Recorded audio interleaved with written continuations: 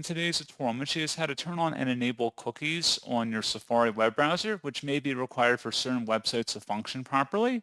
So this should hopefully be a pretty straightforward process, guys. And without further ado, let's go ahead and jump straight into it.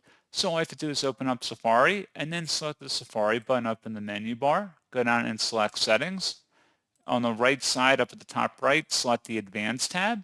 And then you want to go underneath versus Privacy. Block all cookies. You want to make sure that is not checked. So if it's checkmarked, you want to go uncheck it. So just uncheck it like you see right here on my screen.